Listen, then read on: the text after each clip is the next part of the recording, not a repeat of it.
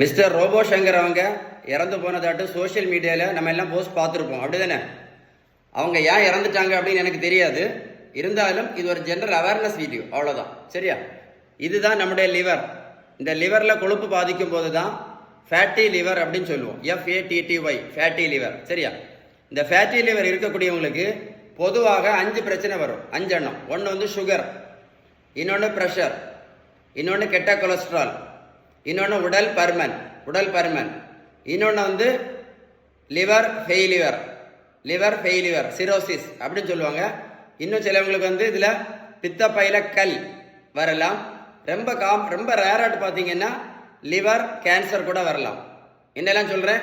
Sugar, pressure, கெட்ட cholesterol, உடல் பருமன், லிவர் ஃபெயிலியர், அதான் சிரோசிஸ், இன்னொன்று பித்தப்பையில கல், இன்னொன்று என்ன சொன்னேன்?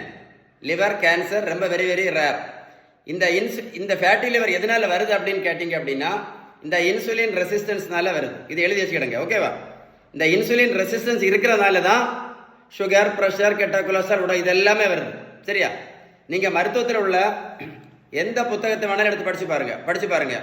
இந்த இன்சுலின் ரெசிஸ்டன்ஸை அவங்க சரி பண்ணக்கூடிய பெஸ்ட் வே எது கேட்டீங்க அப்படின்னா ஒன்று தான். பெஸ்ட் வே வந்து இன்சுலின் ரெசிஸ்டன்ஸ், பேலன்ஸ் டயட்.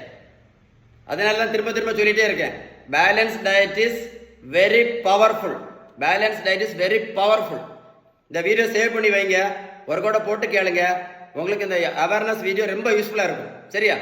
நான் சொன்ன இன்ஃபர்மேஷன் உங்களுக்கு உண்மையிலே யூஸ்ஃபுல்லாக இருந்தா, இல்லை உங்களுக்கு இந்த பேலன்ஸ்டு டயட்டை பற்றி ஏதாவது இன்ஃபர்மேஷன் வேணும் அப்படின்னா கமெண்ட்ஸில் YES அப்படின்னு டைப் பண்ண மறந்துடாதுங்க. வீடியோ லைக் பண்ணி ஷேர் பண்ணீங்க அப்படின்னா இந்த வேர்ல்டில் நிறைய பேர் வந்து ஃபேட்டி லிவர் பற்றி தெரிஞ்சுக்கிடுவாங்க. கமெண்ட்ஸில் YES டைப் பண்ணுங்க. Stay tune.